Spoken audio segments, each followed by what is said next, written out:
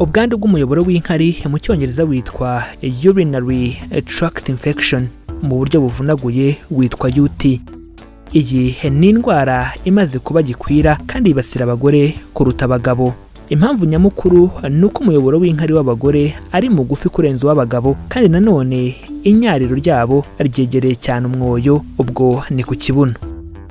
Byibuze umugore umwe muri babiri yandura iyi ndwara, kandi benshi barakira ariko bakongera bakayirwara. Ubushakashatsi bwagaragaje ko iyi ndwara ikunze kwitwa infection ahanini iterwa na mikorobe izwi nka Escherichia coli. Iyi mikorobe ubusanzwe iba mu mara manini large intestine, bityo mu kwituma hari igihe iyi mikorobe isohoka ikajya mu muyoboro w'inkari, nuko ikazamuka igana mu ruhago. Iyi ndwara itinze kuvurwa iragenda ikagera no mu mpyiko, gusa nubwo abagabo batayirwara cyane ariko iyo bayirwaye burya irabazahaza kurusha abagore. Iyo umugabo akoranye imibonano mpuzabitsina idakingiye n'umugore urwaye iyi ndwara, nawe ahita yandura. Ibi bivuze ko n'umugabo urwaye iyi ndwara iyo akoze imibonano mpuzabitsina idakingiye n'undi mugore, nawe ahita yimwanduza, gutyo ikagenda ikwirakwira mu bantu. Muri iki kiganiro tugiye kurebera hamwe ibintu bishobora kongera ibyago byo kwandura iyi ndwara, bityo turamenya ibimenyetso bishobora kugaragaza ko ufite ubwandu bw'umuyoboro w'inkari. Muri iki kiganiro kandi turanarebera hamwe uburyo iyi ndwara ivurwa, ndetse turanamenya icyo umuntu yakora kugira ngo yirinde kurwara ubwandu bw'umuyoboro w'inkari. Reka tubibutse ko dukora ibi biganiro tugamije guhugurana no gusangizanya ubumenyi n'amakuru ku bijyanye n'ubuzima. Aha tuganira ku ndwara turwara, imiti tuvura, ndetse n'ibiribwa bikungahaye ku ntungamubiri zifasha umubiri wacu.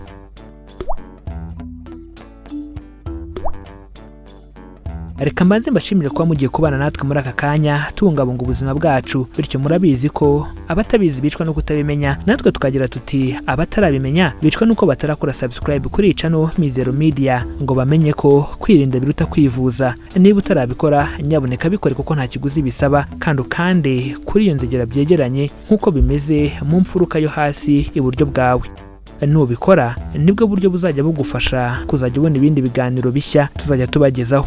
Ikindi kandi wadusanga no ku mbuga nkoranyambaga zacu zose, Facebook, Instagram ndetse na Twitter. Ujya ahashakirwa ugashakisha Mizero Media ubundi ukadukurikira.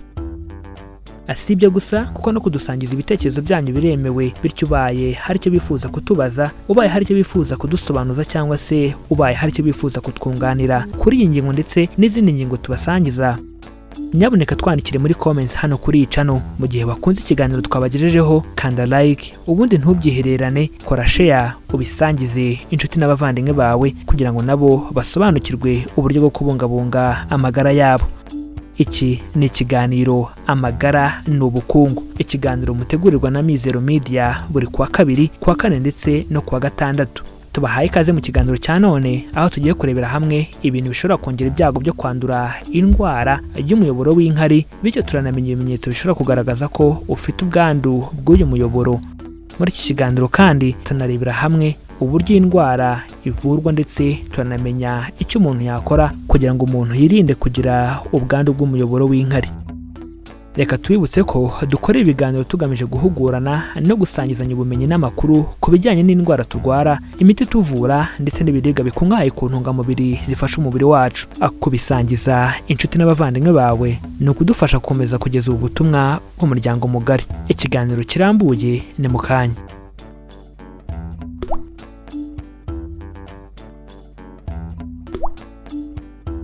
Reka dutangire ikiganiro turebera hamwe bimwe mu bintu bishobora kongera ibyago byo kwandura indwara y'umuyoboro w'inkari. Ikintu cya mbere mu bintu bishobora kongera ibyago byo kwandura indwara y'umuyoboro w'inkari ni ukudakora neza isuku mu gihe umaze kwituma. Kirazira kikanaziririzwa ku bagore kwihanagura umwanda uvana inyuma uganisha imbere, ahubwo uhera imbere usubiza inyuma. By'umwihariko inama twabagira, mwajya mukoresha amazi kuko yo ntujyana imbere cyangwa inyuma, uwoza mu kibuno gusa. Angira ngo muzi neza ko gukoresha amazi mu bwiherero ari umuco w'Abayisilamu, gusa abafite indi myemerere ntibabujijwe kuyakoresha nabo. Ikintu cya kabiri mu bintu bishobora kongera ibyago byo kwandura indwara y'umuyoboro w'inkari ni imibonano mpuzabitsina idakingiye. Iyo abantu bashishikarizwa ubudahemuka kwifata cyangwa gukoresha agakingirizo, abenshi twumva kwirinda virusi itera sida, nyamara agakingirizo si cyo gakora gusa kuko kanarinda indwara nyinshi zandurira mu mibonano mpuzabitsina. Nk'uko twabibonye mu ntangiriro z'iki kiganiro, iyo umugabo akoranye imibonano mpuzabitsina idakingiye n'umugore urwaye indwara nawe ahita yandura. Ibi bivuze ko n'umugabo urwaye indwara iyo akoze imibonano mpuzabitsina idakingiye n'undi mugore nawe ahita yimwanduza, gutyo ikagenda ikwira mu bantu. Ikintu cya gatatu mu bintu bishobora kongera ibyago byo kwandura indwara y'umuyoboro w'inkari ni ukuba umugore atwite. Umugabo arwaye kanseri ya prostate cyangwa se umuntu asanzwe arwaye diyabete ndetse n'uruhago. Ikintu cya kane mu bintu bishobora kongera ibyago byo kwandura indwara y'umuyoboro w'inkari ni ukuba ukoresha agapira mu bwambure mu gihe cyo kuboneza urubyaro ndetse no kuba ukoresha imiti yica intanga, spermicide.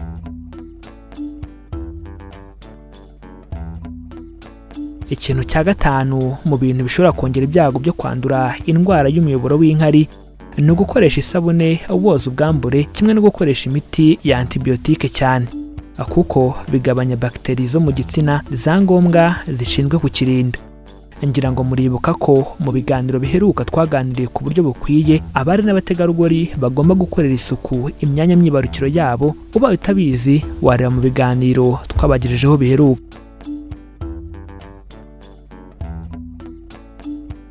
Reka noneho turebereye hamwe ibimenyetso bishobora kukwereka ko warwaye umuyoboro w'inkari. Nuramuka wibonyeho kimwe cyangwa byinshi muri ibi bimenyetso, usabwe kwihutira kugana kwa muganga. Kubabara no kokera uri kunyara ni kimwe mu bimenyetso bishobora kukwereka ko urwaye umuyoboro w'inkari. Gushaka kujya kunyara cyane kandi wanajyayo kanyara duke ni kimwe mu bimenyetso bishobora kukwereka ko warwaye umuyoboro w'inkari.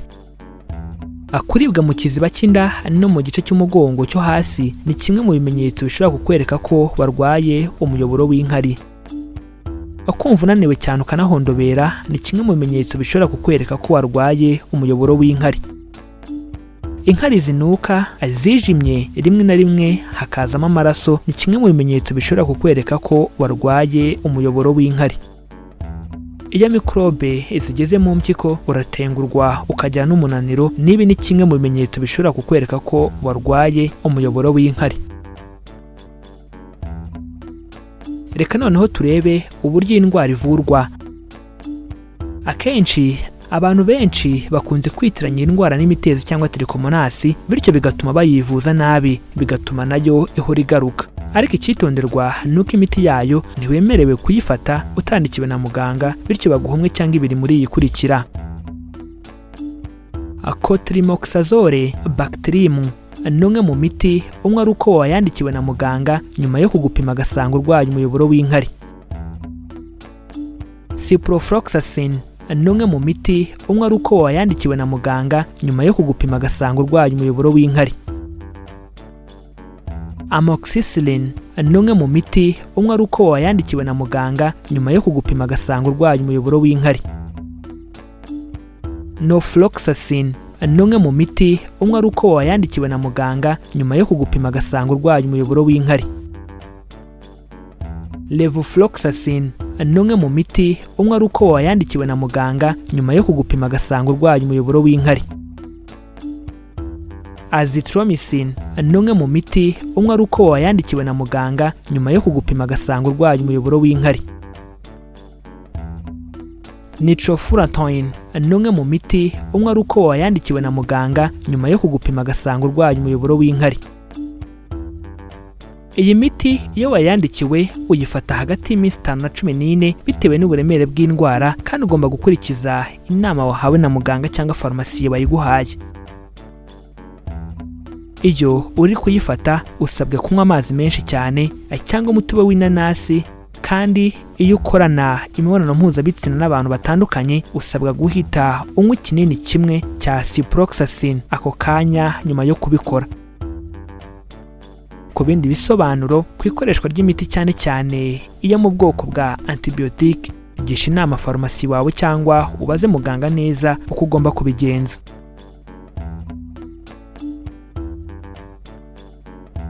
Reka noneho turebere hamwe ibyo kurya wakwifashisha mu gihe urwaye kanseri y'umuyoboro w'inkari. Umutobe w'inanasi ushobora kuwifashisha mu gihe urwaye kanseri y'umuyoboro w'inkari. Umutobe w'indimu ushobora kuwifashisha mu gihe urwaye kanseri y'umuyoboro w'inkari. Bicarbonate de soude ushobora kuyifashisha mu gihe urwaye kanseri y'umuyoboro w'inkari. Amazi meza kandi menshi ushobora kuyifashisha mu gihe urwaye kanseri y'umuyoboro w'inkari. Umutobe w'inkeri zitukura ushobora kuwifashisha mu gihe urwaye kanseri y'umuyoboro w'inkari. Mu gihe iba ari ibyo kurya no kunywa by'ingenzi wakwifashisha mu gihe urwaye umuyoboro w'inkari, reka tunarebe ibyo ukwiye kwirinda. Mu gihe urwaye umuyoboro w'inkari ugomba kwirinda kunywa isukari nyinshi mu cyayi. Mu gihe urwaye umuyoboro w'inkari ugomba kwirinda kunywa inzoga. Mu gihe urwaye umuyoboro w'inkari ugomba kwirinda soda zose. Mu gihe urwaye umuyoboro w'inkari ugomba kwirinda ibyo kurya bifunyitse. Mu gihe urwaye umuyoboro w'inkari ugomba kwirinda ibirungo byongerwa mu biryo. Mu gihe urwaye umuyoboro w'inkari ugomba kwirinda urusenda. Mu gihe urwaye umuyoboro w'inkari ugomba kwirinda ikawa. Reka noneho turebere hamwe amabwiriza bakurikiza kugira ngo wirinde ubwandu bw'umuyoboro w'inkari. Ibwiriza rya mbere wakurikiza kugira ngo wirinde ubwandu bw'umuyoboro w'inkari: niba ugiye kunyara igihe ubishakiye, hita ubikora kandi urindire zishiremo neza. Ibwiriza rya kabiri wakurikiza kugira ngo wirinde ubwandu bw'umuyoboro w'inkari: nyuma yo kwituma mu bwiherero, ihanagure uhereye imbere usubiza inyuma, cyane cyane ku bagore, cyangwa se ukoreshe amazi nk'uko abayisilamu babigenza. Ibwiriza rya gatatu wakurikiza kugira ngo wirinde ubwandu bw'umuyoboro w'inkari ni ukunywa amazi menshi ahagije buri munsi. Ibwiriza rya kane wakurikiza kugira ngo wirinde ubwandu bw'umuyoboro w'inkari: jya usukura ubwambure bwawe mbere yo gukora imibonano mpuzabitsina, kandi nurangiza kuyikora wihagarike, unyare, ubundi wongere usukure ubwambure bwawe. Ibwiriza rya gatanu wakurikiza kugira ngo wirinde ubwandu bw'umuyoboro w'inkari: ambara amakariso akoze muri koto kuko arinda kugira ibyuya. Ayakoze muri niro kimwe na za kola byongera gututubikana mu myanya ndangagitsina, bityo yirinde. Ibwiriza rya gatandatu wakurikiza kugira ngo wirinde ubwandu bw'umuyoboro w'inkari: niba bishoboka irinde imisarane rusange yicarwaho, ubwo ni public toilets abantu bicaraho. Ibwiriza rya karindwi wakurikiza kugira ngo wirinde ubwandu bw'umuyoboro w'inkari: irinde imibonano mpuzabitsina n'abantu batandukanye kandi wirinde imibonano idakingiye. Reka tubashimire kuba mwabanye natwe muri iki kiganiro, aho tumaze kurebera hamwe ibintu bishobora kongera ibyago byo kurwara umuyoboro w'inkari, bityo tumenye ibimenyetso bishobora kugaragaza ko ufite ubwandu bw'iyi ndwara. Muri iki kiganiro kandi tumaze kurebera hamwe uburyo iyi ndwara ivurwa, ndetse tunamenye icyo umuntu yakora kugira ngo yirinde kurwara ubwandu bw'umuyoboro w'inkari. Reka tubibutse ko ibiganiro tubikora tugamije guhugurana no gusangizanya ubumenyi n'amakuru ku bijyanye n'ubuzima. Aha tuganira ku ndwara turwara, imiti tuvura, ndetse n'ibiribwa bikungahaye ku ntungamubiri zifasha umubiri wacu. Reka tubashimire kuba mwabanye natwe muri aka kanya tubungabunga ubuzima bwacu, bityo murabizi ko abatabizi bicwa no kutabimenya, natwe tukagira tuti abatarabimenya bicwa nuko batarakora subscribe kuri iyi channel Mizero Media ngo bamenye ko kwirinda biruta kwivuza. Niba utarabikora nyaboneka bikore kuko nta kiguzi bisaba, kandi ukande kuri iyo nzogera byegeranye nk'uko bimeze mu mfuruka yo hasi iburyo bwawe. Nubikora nibwo buryo bwonyine buzajya bugufasha kubona ibindi biganiro bishya tuzajya tubagezaho.